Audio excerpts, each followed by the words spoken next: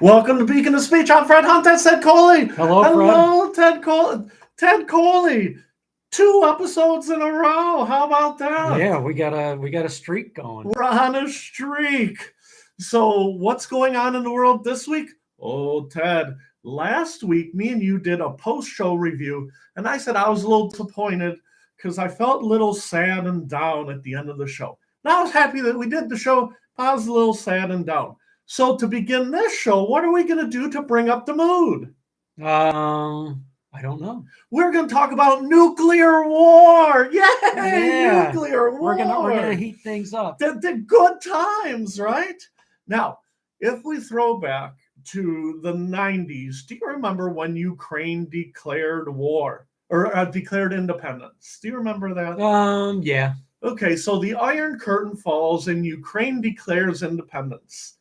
Russia says, we don't want you to be independent. How did Russia and Ukraine not go to war in the 1990s? Do you know this? I don't know if you know this or not. Was it something about them giving up their nuclear weapons? Very good. There's a point why we bring this up. Something called the Budapest Memorandum. I'm reading it off the sheet. Okay. The United States, Russia, and Ukraine, and I think Great Britain, don't quote me on it because I don't have it open. Okay. The 3 of them got together and they said, listen, the United States promises not to invade Ukraine if they give up their weapons. And Russia said, we promise not to invade Ukraine if they give up their weapons. And Ukraine goes, well, great, we'll give up our weapons. At the end of the day, a lot of libertarians that I follow say that the nuclear weapons were worthless because they didn't have the launch codes. The launch codes were in Moscow, but the atom bombs were in Ukraine. Okay, does that make sense? Mm-hmm. So they said that them giving up their weapons... So they were Soviet weapons, right? Yes, Soviet weapons. They just happened to be in Ukraine. In Ukraine. So a lot of libertarians are like, well, it was symbolic. They gave up their weapons symbolically. Well, if I have an atom bomb, right, and I'm pissed off, I'm pretty sure I can make that, I almost swore, I can make that thing explode, right? I can set it on fire, start the chain reaction. And they're like, oh, it's not that simple. No, I think I could make that nuclear weapon explode, right? So, but the point of the story is when Putin, right, and our friend Putin is back. Where is he? Where's Putin, Ted? Is he behind me or is he He's behind bars. He's symbolically behind bars, right? So Putin bent over backwards and he said, listen, I'm invading Ukraine before the Nazis in Ukraine dominate the world and go on a truck of so this was 2.5 years ago. Yeah. So, but let me throw this back at you, Ted. Were the Ukrainian Nazis getting ready to dominate the world? No. Were they getting ready to invade Germany? No. Were they getting ready to invade Russia? No. No. They weren't doing anything of the sorts. Russia had to do mental gymnastics in order to qualify themselves. Oh, well, Ukraine was going to attack us, so we attack them. Yeah. Okay? Which is terrible. Now, that brings us to this. It's not the first time a country's done that. Oh, yeah. Well, and that's the whole thing. You can lie. When you're a leader of your country, you can lie. You can rewrite the Constitution. You can do anything. Now, you want to condemn Putin, but a lot of companies in the United States do that. Their CEO changes the rules. Does your CEO change the rules on whims? Yeah, you don't want to answer. Let me do an aside real quick, okay? A soliloquy. Ted works at a magical place, and we used to work together. And he drives a van, okay? And Ted came to my place of business this week, and he was driving the van, right? The paint, it was some sort of decal on the van had peeled off, right? And the decal peeled off. And when we worked together, if the decal peeled and the manager didn't fix it, the manager could be terminated. Remember that? And you could only keep the van for 5 years. You could be terminated, blah, blah, blah, right? Well, now they changed the rules. We're going to keep the vans running. The vans, if the paints or decals peel, that's the way life goes. You know how much money it costs, right? So no matter what business or country or whatever, people lie, right? But back to, when you drive around in that, I see, when you drive around in that van with the peeled decals, do you care? No, I don't even think about it until somebody like you brings it up. Yeah, some jerk like me. But back to Russia. That's because I'm working so hard that the paint is peeling off. You're driving so fast. But back to Russia. So Putin lies, Putin lies, Putin lies, right? So this week in the Constitution, in the Russian Constitution, I guess it's in there that there's certain red lines for Putin to use nuclear weapons, right? Well, now he changed the rules of his country that if some other country attacks his country with other countries who have nuclear weapons, even if they only attack them with sparklers, he can use nuclear weapons because that other country, i.e. America, has nuclear weapons. So his angle is if we sell Ukraine a missile and then Ukraine launches the missile into Russia, the red line now moves where Putin can use a nuclear weapon. Well, back to the mental gymnastics, people are like, oh, no, you can't do that. And Putin is like, yes, I can. We can pull out the Putin mask, right? That's why he's behind bars. I have heard so much about nuclear weapons this week and about changing the rules of war, right? And in the rules of war, in theory, there's all kinds of diplomacy. We won't test weapons. We won't use weapons. There are 3 countries who are just itching to nuke someone, right? Wait, I always get the wrong hand. Russia, they want to nuke Ukraine so bad, right? Israel wants to nuke Iran really, really bad. And Iran wants to nuke Israel really bad. Would you say that's fair? Yeah. Now, as a casual viewer of the news, you could probably throw North Korea in there if they can ever get a missile that flies. And that's the thing. They crash all their missiles. I'm not worried about them. But they're like Wile E. Coyote. by the end of the year, do you think that someone is really going to use a nuclear missile? Now, me and Ted used to do predictions, right? And we got to find the predictions. By the end of the year, that's pretty quick. Do you think that one of those 3 countries is going to use a nuclear weapon by the end of the year? Do I think? And we're going to write this down too. We're going to save it. We're going by the end. So that's 3 months. Yep, it's only 3 months. We're going to write it down. Nuclear weapons. And you can see the TV shake, so I shouldn't have done it. Fred says yes. Ted says... I'm sorry, I'm distracted by all these. That's all right. So do you think that someone will use nuclear weapons? I'll go first, right? I already said yes. I am telling you, I wrote it in Beacon of Speech, the blog, that I thought that the Russians would use a nuclear weapon in September of 2024. Wow. You see that right there? Yeah. September of 2024. I got 1 day left on my prediction. So for the YouTube video, I'm giving myself 3 extra months to make it look. I'm like a cult leader. You know, oh, the world didn't end on October 1st. I meant December 1st. I'm in 2025, right? So I still think that the Russians are going to use a nuclear weapon. Do you think somebody's going to use the nuclear weapon by January 1st? I do not. You do not. Ted says no. Now, the reason we bring this up is because everybody says they're going to use one. Like Ted, I didn't even think of North Korea. But North Korea keeps doing the same thing. They keep doing the Roadrunner and Wile E. Coyote. That's a great analogy. And I'm going to bomb you, and then the weapon explodes. North Korea is 5 o'clock Charlie. Yeah. Remember from MASH? Oh, yeah. Yes, the 5 o'clock terrorists, and that's what they are. And they can't do anything right, okay? And I keep reading about North Korea, how backwards they are. It doesn't matter because they don't get rid of their leader, okay? And so if they don't get rid of their leader, nothing's ever going to change. And when that guy turns 40 or 50 or 80 and he gives it to his son, North Korea is going to be effed up for the next 40 to 50 years, no matter what, unless somebody kills their leader, right?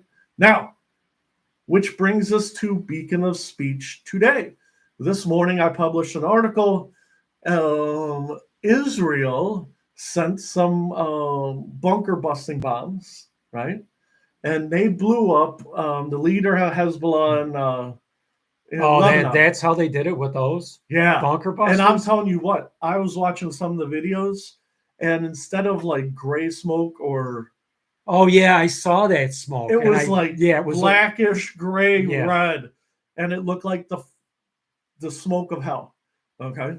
And I did see that, and I really noticed that odd color. Well, and that's the whole thing. So, but Israel was smart, okay? You might not like Israel, but when it comes down to warfare, and you bring it down to brass tacks, it was better that they didn't invade Lebanon. There was a lesser loss of life that they sent those bunker busting bombs, and I like bunker busting bombs. Blah, blah, blah, blah.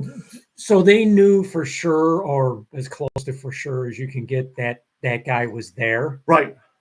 And then sometimes you kill a guy and he's not really dead, or so he was underground. Underground, 60 feet under an apartment complex. Wow. And so you think about it, 60 feet. So that's what that thing does. It penetrates the earth. And then goes off. I don't know how they're pressurized, but they go off underground. Jeez. And that's the whole thing. See, and that's probably where the weird color comes from, is all the sand and the clay, the dirt. Yeah. That's why it's not gray or black. I didn't even realize that that's what they were using. I did see that, and I noticed the weird color, but I didn't think anything of that, right? Because I've heard of those, but so I wrote an article for Beacon of Speech, the blog, and I said, good, we should kill more of our leaders and less of our troops, right? And when I say leaders, I mean world leaders, right? Now you would be like, Fred, you're an anarchist. No. Israel saves soldiers by taking out the head of the snake, right? Now, which is what you were at, where we used to work. Exactly right, where we used to work. They used to call me the head of the snake. But when it comes to nuclear weapons, you're going to start to hear defensive nuclear weapons. You're going to hear tactical, surgical strike nuclear weapons. Now, can I ask you a question? Yeah. What does tactical mean when they say that? Okay. Let's say, and this is the analogy I always use. So there's a difference between tactical and strategical. Yeah, kind of. Yeah. Is that a word, strategical? Yeah. Kind of strategical, strategery. Let's just say, this is the analogy I always use on the blog. Stradivarius. Right? We live on the north coast of Ohio. We're at Lake Erie. Let's say that I hated Canada, right? I know some people that I could probably build a missile and launch a missile into Canada, right? And I'm not saying that's the type of guy I am. I'm just saying that if push came to shove, I could do it, right? But you know what would happen? The FBI, the CIA, the state of Ohio, local police, they would swarm my house in about 30 seconds, and I would be in jail for the rest of my life because they don't want citizens to shoot weapons into Canada, right? They don't. And I should be arrested, right? But in Israel and in Lebanon, somehow the people in Lebanon get these multi-million-dollar weapons. They shoot them into Israel and they don't get arrested. I could not get the military-grade weapons that they get from Iran and Lebanon, right? Now, let's say I was the leader of the United States. I'm duly elected. And I say, I hate Canada, and I'm just going to drop a nuclear weapon on Toronto because I hate them. Well, it's not strategic. All I want to do is kill Canadians, right? Now, if it was strategic, what I'd want to do is, or tactical, I would take my nuke and I would aim for the palace in Ottawa, where all the Canadian government business is done, where Trudeau lives in their presidential palace. You see what I'm saying? Mm-hmm. So when they say tactical or strategic, all you're doing is you're specifically aiming to take out, in this case, the head of the snake in Canada. Now, we can talk about Canada because it's funny. You know, nuking Canada is funny because it's absurd. We would never do it. I love Canada. Ted, do you love Canada? Yeah, I don't have a problem with that. We would not shoot missiles into Canada. But the analogy holds that what's going on in Russia and Israel circumvent the rules of law. And the rules of law in Russia and Israel and Iran are starting to disintegrate. Now, once you get a disintegration of laws, who has the weapons, who doesn't have the weapons, who are you bombing? And let me throw another.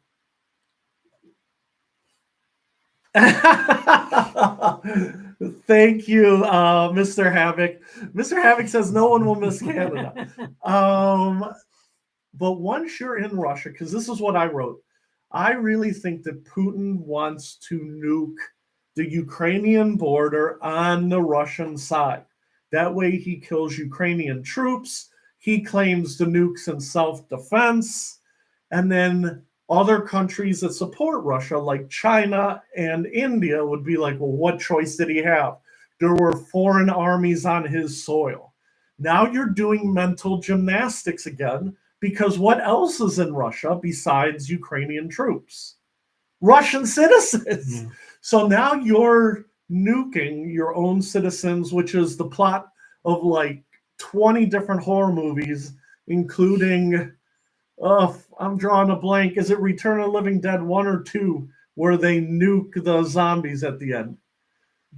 Oh, I'm not sure. Oh, come on, Ted. You don't remember Return of the Living Dead? I do, but I can't keep track of it. It's been a long time since I saw that. But because I'm trying to think, it started with what, Night of the Living Dead, that black and white one. Yeah. And then there was Day of the Dead, Dawn of the Dead, Return of the Living Dead. I only thought there was one Return of the Living Dead. There's Return of the Living Dead 1, 2, 3, 4. Oh, okay. And then they all shoot all over. But the point of the story is that you write about nuclear weapons before it happens, and it's funny, right? We nuked Toronto, ha ha ha. We would never nuke Toronto. But if it happens in real life, then all of a sudden we're jerks, right? Those two idiots were joking around about nuclear weapons, right? So now you're. Well, that's what I was thinking when you made the prediction of, that he's going to do that. I'm like, if that happens, it's not going to be funny. You know what I mean? It's things will get real serious real quick. It's like, so you'll win the bet, but yeah, what did you really win? Yeah, I'm like, yeah, I won the bet. And Ted's sitting there with his eyes glassed over. Because next thing you know, the draft is back, blah, blah, blah. But I'm telling you, it is getting very dangerous. Now, a lot of people in America don't care what's going on in Russia. But right now... Yeah, I don't even care what's going on across the street.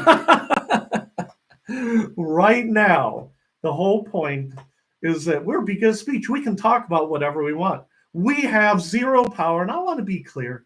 We do not want to launch, or do we advocate launching missiles into Canada. I'm just saying that if I had to do it, I could do it. But I got another thing, because I don't want to spend the whole time talking about Russia. What happens is at the blog, I write an article, right? And I don't care whether it gets picked up or not. I write the article, it goes on to the blog. Okay. Once it's on the blog, I send it to the Daily Mail. Daily Mail always ignores it. I send it to the Drudge Report. Drudge Report always ignores it. The Daily Planet. Yeah. And then I send it to a aggregate called Whatfinger. Whatfinger picks up 1 in every 5 articles I do, and then I get between 2,000 and 5,000 hits, right? Oh, wow. And then the last thing I do is I go to Facebook and I share it on the Beacon of Speech website, Facebook page, right? Now, the Beacon of Speech Facebook page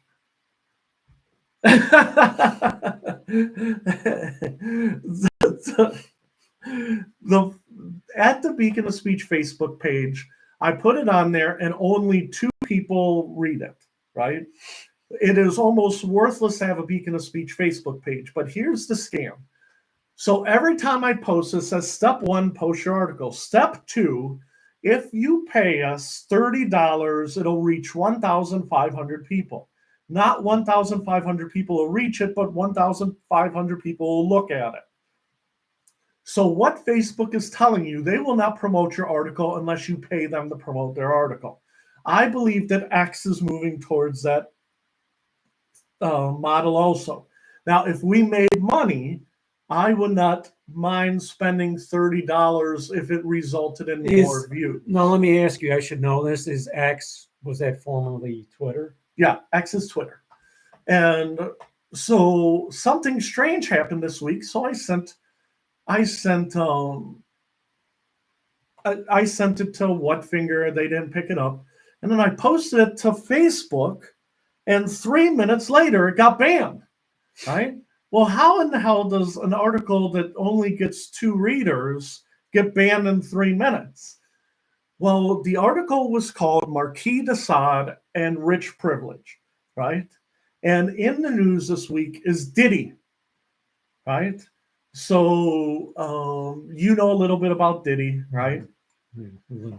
So I wrote the article and I said, ever since the French Revolution, rich leaders have gotten away with taking advantage of the common people sexually, and they get away with it if they have a pile of money. So it started with the Marquis de Sade and it goes to Diddy, right? In the old days, people would scream that this was rich or white privilege. Now, Bill Cosby, Michael Jackson, and now Diddy have now shown it's not really white privilege, it's rich privilege. Would you say that's fair? Mm-hmm. Now, I'm not saying whether Diddy is guilty, innocent, or anything. All I did was lay out, if you are rich, you get away with things that the poor don't get away with. So when the Marquis de Sade did all the bad things he did, they kept putting him in jail and he kept buying his way out. And when they stormed the Bastille in the French Revolution, the Marquis de Sade's yelling, "Free me, I'm a political prisoner," right? Well, he did bad stuff. He did bad stuff with minors. He broke the law. He was violent. He raped people. Whole terrible stuff, right? But so what the article was based on was, what do you get away with in any civilized society if you can buy yourself out of trouble, right? I did not describe the sexual crimes in any kind of detail. Yeah. Okay.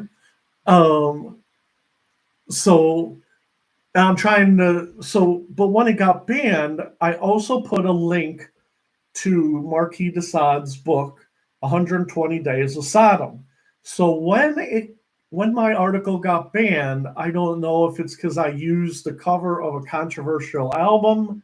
I don't know if it's because I put a link to 120 Days of Sodom, or if they banned it based on topic. Do you see what I'm Mhm. saying? But why would you ban something with no viewers? Does that make sense? Yeah. And if nobody opened it, how do they know Yeah. Yeah, to it's ban it? it's almost like a tree falling in the forest. And that's exactly Yeah. right. So you banned something that had no readers, Yeah. right? So that, Unless one of the two people who read it really has some kind of power. well, and that's the whole thing. Because it was banned within 3 minutes and it was a 5 minute article, even if I posted it, immediately, and then they read the 5 minutes and then they were offended. Maybe they're just automatically banning things when they see it's you. But well, but that's the whole thing. What if no human being banned it? If it was banned off of an algorithm, what is your recourse? Just ban everything, Fred. They start banning pictures with me in them.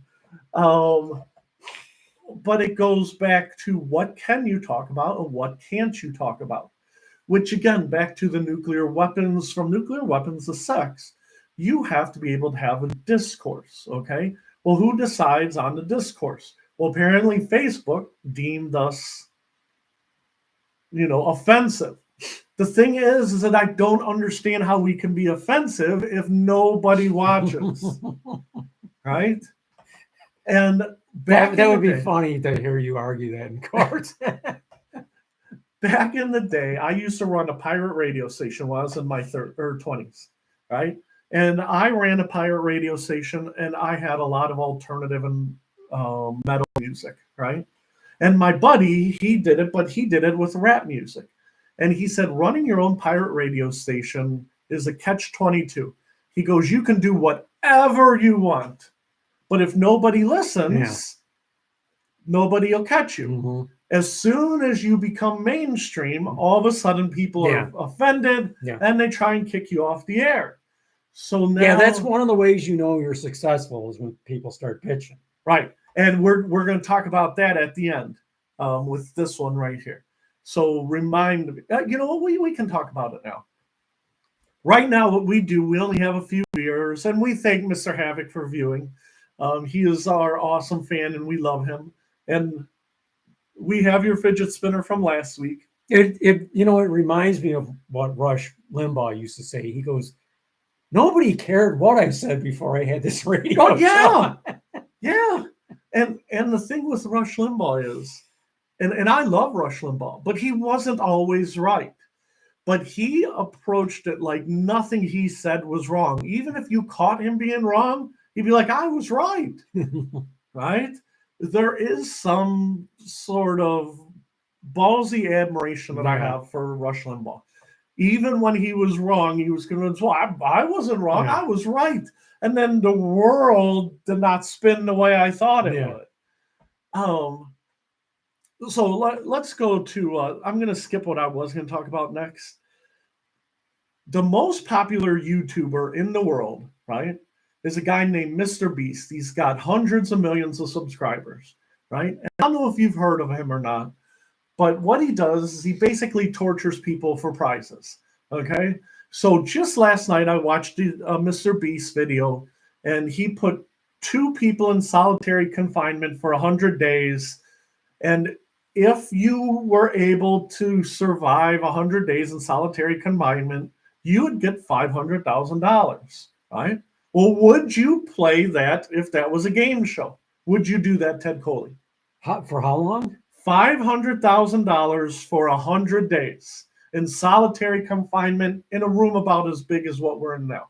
I would do that, I think. Well, what happened is some of the contestants sued Mr. Beast and said that he violated the Geneva Convention, the rules of warfare. You can't put people in solitary confinement. Mr. Beast's argument is, you signed a waiver, and then I gave you $100,000. So for 90 days. I think it was 100 days. 100 days. and you get $500,000. I honestly think I could do that. Well, and that's the whole thing. So because if I didn't work, that's pretty much what my life would be. It would be, and that's the whole thing. So the video I watched last night was 100 days, you get $500,000. The rules are you're in a room a little bigger than this. but you don't have a TV or anything, right? Nope. See, no. that might be a but let me tell you the scam of the video I watched, okay? So you win $500,000. But here's what it is. So pretend like it's this room right here. You get a bed, you get a bathroom, you get a shower. Hot water heater only gives you 10 minutes worth of hot water, and the cameras are everywhere except for in the bathroom to not invade your privacy, right? So what happens is that after 10 days, Mr. Beast comes in, he's wearing a tuxedo, and he goes, okay, Ted, are you bored to tears? You're like, oh my God, I don't know if I can do it.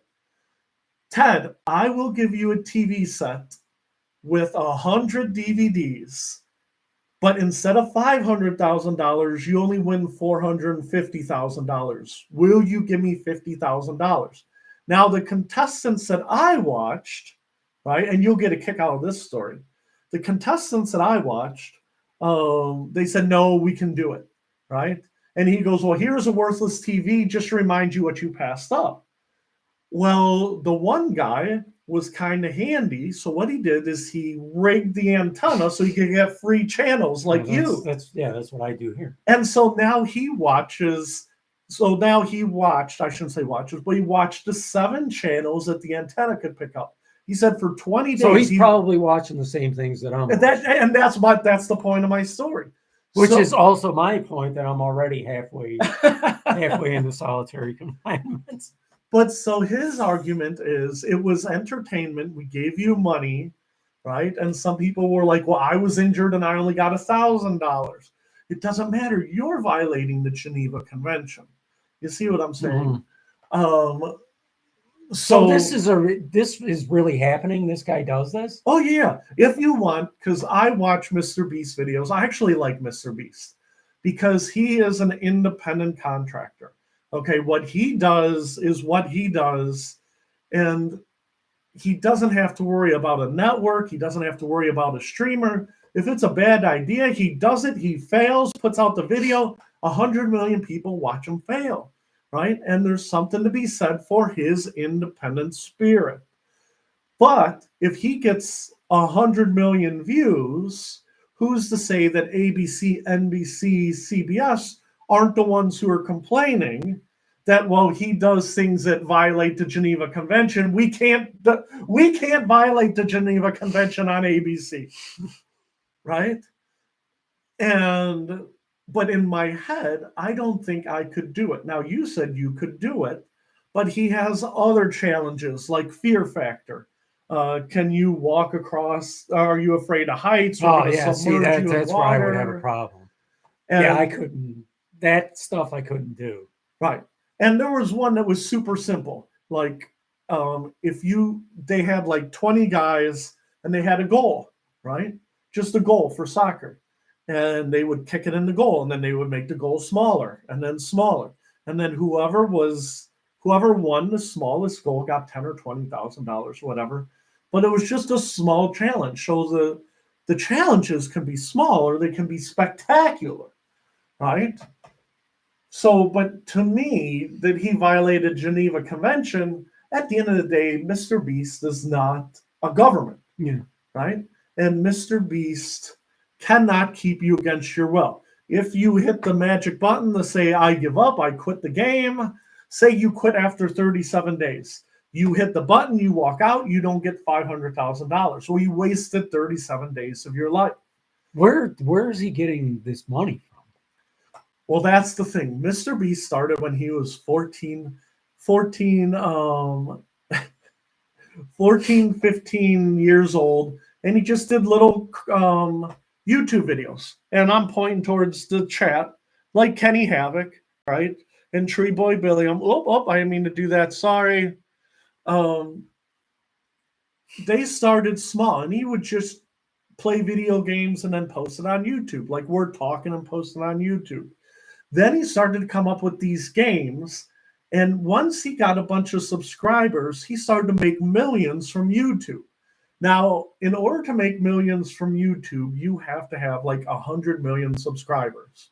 So if you don't have 100 million subscribers, you get an eighth of a penny or a quarter of a penny. You see what I'm saying? Mhm. You cannot live on it. But once you get into his stratosphere, but you literally have to start low and then build, build, build, build. And then your old videos start to get views, and it's like a pyramid scheme. Okay. Now that he has $500,000 to give away, I can't remember what I read, but it was something like 1 month he made $100 million and he gave away $92 million the same month. Wow. And so now you're still looking at Mr. Beast, the corporation, and you're running on thin margins. But what he's not doing is he's not running CBS ABC, he's running Mr. Beast Incorporated, and he hires his 38 friends. You see what I'm saying? So, but again, who is trying to stop him? Did somebody pay a Mr. Beast contestant to sue him to put him out of business, a competitor? Or was a competitor really mad that they lost and they didn't get the $500,000? So they're going to sue to make the $500,000 because this is America. And that's why you never know where the lines are. Yeah. Now, again, when we're done, what I'm going to do is I'm going to make Ted watch a Mr. Beast video. I'll try and make him watch the same one I watched. But again, what would you do for money? And right now, we make no money. But our goal is to make enough money to exist. Right now, we exist, but we don't really exist, okay? We still have day jobs. You have a day job. I have a day job, right? And you'll like that last comment. But our goal is to move towards self-sufficiency. Now, it may never happen. You might say, Fred's hack, Ted's a hack, and we're in the living room, right? But I'll tell you what, I read there is a newspaper called the Free Press, right? And 3 years ago, they didn't exist, right? And the Free Press said that Fox News was corrupt and CNN was corrupt, right? So what did they do? They started their own newspaper business. You know where it started? It started on their dining room table. And they published one article and then two. And then three, then four. Then they started to get advertisers. Now you're building the pyramid scheme, right? And I'm looking behind us. And again, I appreciate the space because in theory, if Ted wanted to make money, he'd be like, well, you know what, Fred, you're my friend, but at the end of the day, this is my space. Pretend like it's your business that you work during the day. This square footage is worth $300 a month. And you could be like, I'm going to start charging you, right? And you know where your business is. We would joke around that you put storage in a certain small spot, and then you charge a company. You're like a digital slumlord. Mm-hmm. So now you could be a YouTube slumlord, and you could be like, well, on Sundays, Fred is here, but I'm going to get another YouTube over here, and I'm going to start making money renting this room to YouTubers. You see what I'm saying? So now you're starting to run the scam on me. See, I'm not that creative. But from the highest levels to the lowest levels, you can redefine anything. Right now, we only exist so I say whatever I want to say, you say whatever you want to say. But we still, and I got to pick on you because you're right there. You said you're a little worried about doing it live. Mm-hmm. I'm not worried about doing it live because I try to catch myself before I say the F word or the S word, right? But you don't have that problem. Now, if we become big enough, and Joe comes, then that's a big problem because Joe uses the MF word, right? Like it's the word the, okay? And then we're going to have some real problems. But for now, we do not breach community standards. We do not take any copyrighted material. And For now. well, yeah, not yet. And but like even in the background. So I'm going to pick on Ted. I know you can't see it, but at the tip of my finger, right? Right there is a Cleveland Browns banner. Okay. The Cleveland Browns are copyrighted by the Haslams, and they're scumbags. We don't like the Haslams. The next one over is the Cleveland Lumberjacks. We love the Lumberjacks, but they don't exist anymore, right? They're now the Cleveland Monsters. These are the sports teams we root for. Now I'm aiming this way. Right over there, Cleveland Indians. Now, if you look, Chief Wahoo's on the Indians banner, right? Is that offensive to community standards? Well, guess what? That banner is from 1954. That was my grandfather's banner. Okay, if they start knocking us off for having the Wahoo banner, we're going to get a lawyer. And then the last one is Ohio State. Let me go this way. All it is an old Ohio State banner. My grandfather graduated from the Ohio State University in 52. Wow. Because he was in war and then he went to Cleveland State, so I'm almost positive it's 52. So in theory, the Lumberjacks don't exist anymore, so I can't get sued. But the Browns are Indians. They could put on a copyright violation or a community standards violation. And all it is an old pennant. None of those pennants are new. You can see dirt on all of them. As a matter of fact, Ted's probably thinking, I don't care if you wipe those off with Clorox wipes. You're still getting crap on my couch. Okay? So there's probably more dirt on that couch than but the point of my story is you don't know where you get banged for community standards. Okay? To me, a Chief Wahoo 1954 banner is a collector's item. It is not a violation of YouTube community standards. Did you mention Baker Mayfield? Oh, I didn't. Baker Mayfield's back there too, but his if you look, his face is cut off. So right here, Baker Mayfield's face is cut off. Baker did a great job. So he's doing much better now that the Browns are gone. So I feel like a TV weatherman. I got to do the arm opposite of what the video says. But again, back to what we do, who judges what we do? At the end of the day, we are still beholden to YouTube for the videos. Now, the blog, I just keep blogging to keep it alive, to keep things moving, right? But everybody has a boss. Everybody has somebody above them, except for on the blog. That's why I love the blog. I do whatever I want. But when you do whatever you want, that results in a big fat zero when it comes to cash. Mm-hmm. Okay? And I can keep yelping into the air, and people can ignore me. So, but I just showed all the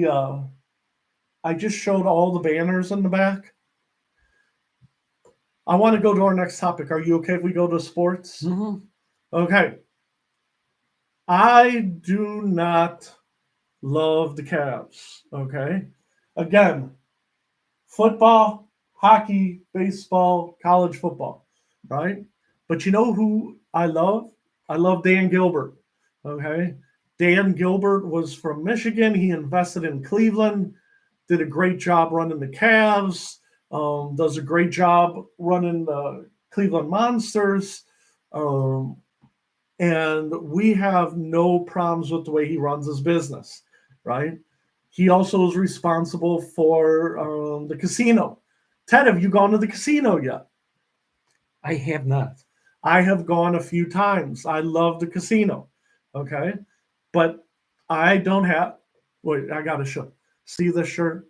You see this shirt? Me and Ted do not have disposable income, okay?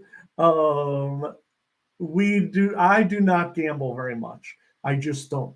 I have vices. You want to see my vice right now? I'm going to bring it over slowly. All right. What do we got? Culver's. My vice is Coca-Cola. That will be what eventually kills me. But I have no problems with the casino. It's just not how I get down. Okay. Now, point of the story is that you can build the infrastructures, you can build this, you can build that. The Cleveland Cavaliers did a very nice job of building a team. They built a team. They did improvements to the arena. They do a nice job.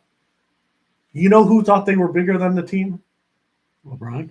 LeBron. We do not like LeBron because I'm going to be very clear on this.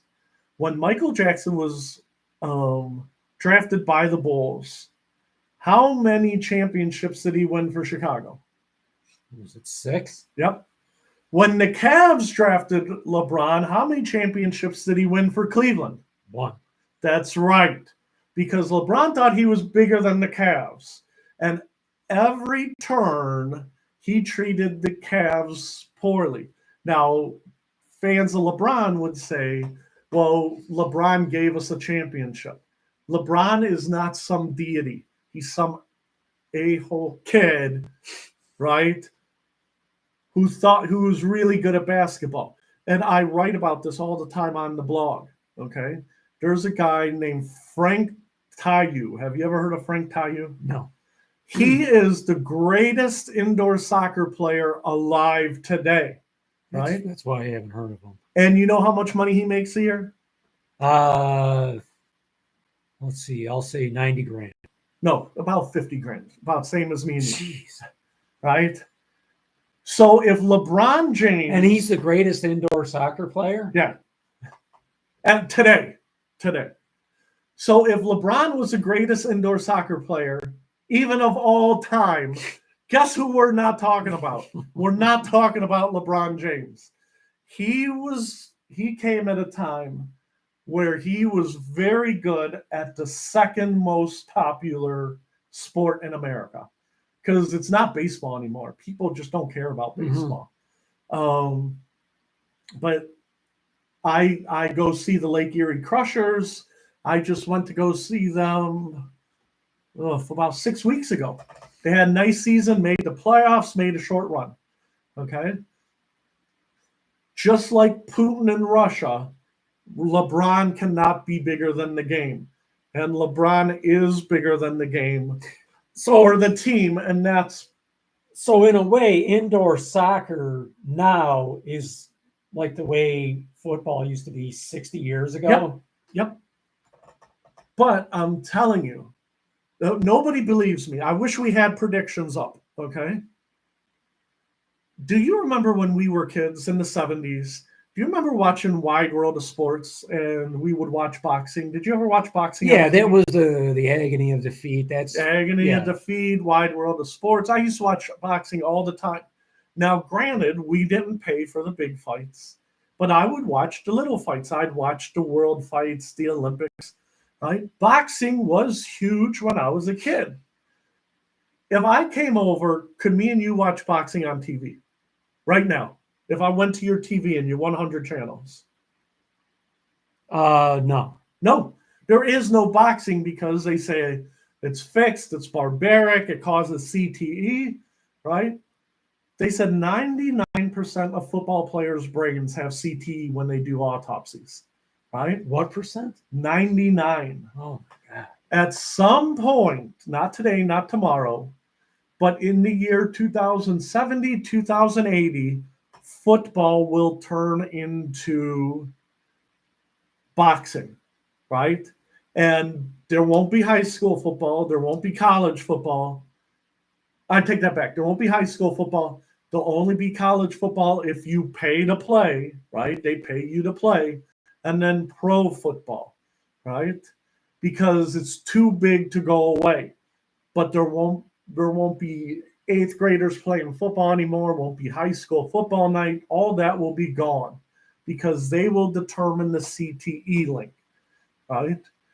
Now, the reason I'm bringing that up is sports like soccer and basketball and tennis, other sports will rise up and take the place of how popular football is now. Yeah. Now, I think the NFL will still be around, but if there's no feeder system, does that make sense? Yeah. You are cutting. One of your favorite shows is MASH, right? Mm-hmm. Do you remember Father Mulcahy talking about boxing builds character? Yeah. Could you imagine opening up a varsity boxing team at your local high school today and then have a priest teaching it? Yeah. That would never happen in a million years. And it's amazing when me and you talk about it, because we're talking about that happened in the 60s and 70s. That wasn't 100 years ago. Yep. And one day it'll go away. Yeah, I actually saw that episode not that long ago where he said that. I'm sorry, I paused to look at our thing. Ted is checking out the chat right now as we speak. So I appreciate all the people on chat. But I do want to bring up one other thing. I want to bring up some personal stuff real quick, and then I kind of want to tie it up. My kid, who will remain nameless, I will not give out his name, but Kenny Havoc knows him. In 4 weeks, he is going to work at WCSB, the Cleveland State radio station. Oh, wow.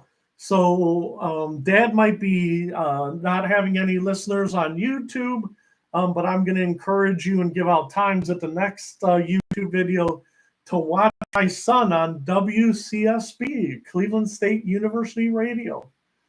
Well, you can also listen to him too. Oh, yeah. Right? So this is what I'm telling Ted. Basically, he's on 89.3 because you're in Brecksville. All you have to do is turn on your radio, turn it to 89.3, listen to WCSB. I also believe that they have live streaming. You go to WCSB, Cleveland State Radio, and I believe they stream at the same time. You know what time this is? Oh, no, he doesn't have his assignment. Right now, he is starting his shadowing.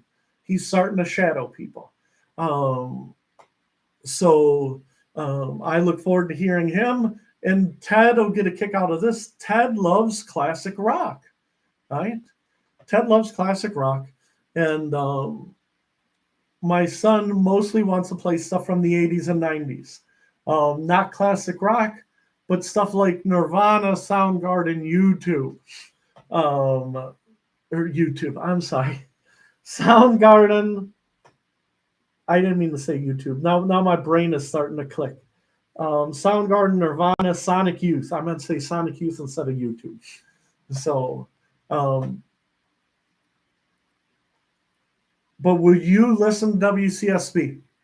Yeah, I will. Okay. So will he be speaking on? Yeah, he said it's free form radio, right? So he can do anything, but unlike his dad who likes to talk, he is more musically inclined. Mm-hmm. So I think what he's going to do is he's going to do more songs. And like I said, if I had to guess what he would do, Sonic Youth, Soundgarden, Mudhoney, stuff like that. College. Yeah, I definitely will listen to that. So Melvins, I guarantee you he'll be playing a lot of the Melvins. And again, for a kid who's 18, it is amazing to me the grasp of what he has of 80s, 90s music. So it's not uncommon. Now, talking about music, before I forget, we did not talk about it last week, and I wanted to, and then I got bogged down on other dark topics. Okay? I'm sorry, my foot got stuck on the floor. Ted went to go see ELO 2 weeks ago. Ted, how was ELO? Fantastic. Now it was at the Q Arena, or what's it called now? Yeah, Quicken Loans Arena. Rocket Mortgage Fieldhouse. Right. And Jeff Lynn is the creative genius that moves ELO forward. Mm-hmm. We looked it up after we did YouTube last week. He's basically Jeff Lynn and a bunch of guys, and Jeff Lynn is the puppet master, right? So you said he put on a great show. Yes. And you said when the show was over, he was 78 years old, correct? 76, I think. And he basically wobbled out and shook hands weekly, right? And you said that's probably the last you're ever going to see him. Would you say? Well, I think he said that because it's called the Over and Out Tour. So I'm thinking it might be his last. So, but I want to be clear. I like ELO. Yeah. ELO is a classic rock staple. The reason I don't do things is because my hearing is shot. I can hear Ted better than last time, but not good. But as we move forward, like I said, we try to talk this is more like long form news. We talked about news national, news world, news local, sports, and a little bit of an entertainment. But I want to be clear, when it comes to entertainment, me and Ted are not with the times at all. Even though Ted went to see ELO, how many hits from 2000 forward did they play? Oh, none that I know of. So even though you saw ELO, they're still playing the stuff from the late 70s. Oh, yeah. And ELO disappeared for, what was it? We looked it up. It was like 24 years they didn't exist. That is a long time to not exist. Now, me and you, we did Beacon of Speech every week or two, and we didn't exist for 4 years except for in blog form. 4 years felt like forever, right? And so that's why we're back in the swing of things. We got our friends. There's one other symbol back there that I want to talk about. Behind you, you can't see it. There's a Manchester City soccer ball. Now, I want to be clear. You know how much Ted Coley cares about soccer when it comes to Premier League? Zero. He doesn't care about indoor soccer. He doesn't care about Premier League. Okay? But, and this is the whole point of our broadcast today, City has won the Premier League the last 5 years. Now, Ted, what do you know about Manchester City? Nothing. Manchester City is the New York Yankees of Premier League soccer. Yeah, I do hear people talking about Manchester. There are certain rules in the Premier League, right? And you cannot lose. Now, is that the same thing as Manchester United? No, it's like the Yankees and the Mets. I like Manchester United. But see, I actually do know something. The Yankees and the Mets are like United and City, right? So Manchester United, they used to be the best team. They're no longer the best team, okay? But Manchester United plays by the rules of the Premier League. Manchester City, the rules of the Premier League is, and I don't have in front of me because they're complicated, but you can only spend the money you have, okay? There is no salary cap in the Premier League, but say you make $500 million, you cannot spend more than $600 million. And you cannot lose, I think it's like $250 million in 3 years, okay? Well, Manchester City, they said, we're going to spend $1 billion, right? And, well, they're losing money hand over fist, but they win the championship because they outspend everybody by $500 million. Now, Ted, back to me and you, and I pick on your shirt and my shirt. We don't have billions of dollars set aside.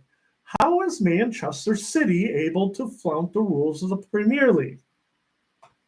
Because they're owned by a Saudi Arabian prince who has $100 billion, and he doesn't mind flushing a $500 million down the toilet.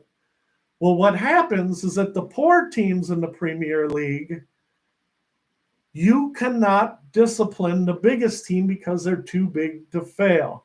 Just like in baseball, there's no salary cap because the Yankees dictated there's no salary cap, and then they spend astronomical. Yeah. City spends the most amount of money, and they're like, well, you're breaking the rules. And they're like, well, what are you going to do about it? Well, now there's over 100 rules that they violated. And again, not laws, but rules. And they're like, well, everybody in the Premier League has to play by the rules. Well, the Premier League wants to sanction Manchester City. Well, because they're the 5-time champion, they can't sanction them. You see what I'm saying? Just like when baseball tried to put in a salary cap. Just like when the baseball tried to put in a salary cap, the Yankees said no, the Dodgers said no, the Mets said no, and the Indians are like, please, for the love of God, give us a salary cap. And I think I saw yesterday that the best record in the American League is the Yankees. Yep. Best record in the National League is the Dodgers. Right. I'm like, boy, like it's 40 years ago. You know what I mean? It's like, and so that's where the Premier League is. They don't want the little teams to be good. They want, it's very similar to the baseball model. Yeah. The only difference is if a Saudi Arabian prince bought the Yankees, there's nothing to stop him from spending $1 billion a year. You see what I'm saying? In the Premier League, the other 19 teams don't want to come in last. Right? And you're like, what? They don't want to exist, so City makes it so they win every year. And now we are back to the concept of the team being bigger than the league, right? And go ahead. Well, no, I was thinking, what do like the Yankees and Dodgers tell the other teams? You have to work harder, or I mean, you know what I mean? Yeah. Work smarter, not harder. Well, but then that's the whole thing. The Indians, what they do is, and I'm sorry, it's the Guardians. I apologize. But the Guardians, what they do is they find a guy who's 16 years old. They sign him to a long-term contract for like $4 or $5 million a year. And then for an 18-year-old kid, you're like, that's great. But then when they come to free agency at 28 and they want $100 million, then they go to the Yankees or the Dodgers. It's almost like the Guardians are a farm team between AAA and Major League Baseball. Which is, once again, something that really hasn't changed. Right. But if you do advanced analytics on the computer, right, the analytics say the baseball players' most prolific years are between 21 and 26. So they say, the Guardians, it's not worth paying a guy $300 million when he's 32 because 9 out of 10 guys' production goes down. Yeah. Right? Now, there's anomalies. See, now that's another weird thing that, like, Cleveland teams used to do, and they don't really do it that much anymore. They would get a superstar when he was, like, 39. Yeah. And that's the whole thing. So you try and make it fair for your league. You try and make it fair for your team. You try and make it fair for your country. There's people out there who think that they're bigger than the team, teams that think they're better than the league. And it really is a pyramid scheme no matter where you go. And I'm sorry to keep, beating the pyramid scheme thing. And see, just agreeing. Creamy Thursday says, baseball never changes because of money. But it doesn't matter what league you're in. And that's why in the NFL, and we're running out of time, we're going to have to tie it up. Maybe we'll get to this next week. But that's why in the NFL, it's all about the shield. It's all about growing the brand of football. And their philosophy is, even though they're capitalists, they treat it like communism. All 32 owners are in it together to make money. But I do want to mention, before our next show. The Lake Erie Monsters, my favorite hockey team. They're going to start the season. Last year, they made it to the, give me a second, is it the Calder Cup? Is that what the championship of the AHL is? The Calder Cup Division Championship against the Hershey Bears. The Lake Erie Monsters lost to the Hershey Bears. Hershey Bears went to the finals against some team in California. Hershey Bears won the Calder Cup, right? And so the Cleveland Monsters were one of the 4 best teams in the AHL last year, which is pretty good. Their season starts next week. I will definitely go watch some games. And if I sent you to a minor league hockey game, would you go? Would I? Yeah, would you go to a minor league hockey game? Yeah, probably. Okay. I would prefer to send Joe to the minor league hockey game. Would I have to go by myself? Yeah, we won't send you by yourself. Me and the kids and the wife went. We went, I want to say 4 or 5 times, including 2 in the playoffs. Dan Gilbert does a great job with the Lake Erie Monsters. And again, because it's minor league hockey, let's say that you get the next Wayne Gretzky, right? You get the next Wayne Gretzky. He goes to Cleveland Monsters. As soon as he sets the Monsters on fire, he goes to Columbus Blue Jackets. The model of minor league hockey is you do not have superstars for long. It is really hard to build a really good team in minor league hockey. Dan Gilbert and the staff of the Monsters did a great job putting together. And some of these places like Hershey and Grand Rapids, they're not big towns like Cleveland, right? And Cleveland, I believe they've led the league in attendance for the last 5 years. Dan Gilbert does a great job of presenting the Monsters without making the Monsters bigger than the league. Does that make sense? Yes. So, Ted, we're going to tie this up. I asked you for Song of the Day. Did you come up with something? Yes, I did. Take It to the Limit. Take It to the Limit by the Eagles. Take it. I wrote it backwards. Take It to the Limit by the Eagles. I want to be clear. Fred does not advocate anybody listens to the Eagles. He does not like them. There's 1 or 2 people or 1 or 2 Eagles songs that I like. Most of it is too soft for me. But I do like Joe Walsh when it comes to a person. So why did you pick Take It to the Limit, Ted Coley? Well, because yesterday I was watching them do that live on YouTube, and they even like isolated the vocals, because Randy Meisner sang lead on that song. Very impressive. Well, that's the thing. For what they do, who's the guy from Mamas and the Papas? John Phillips. John Phillips.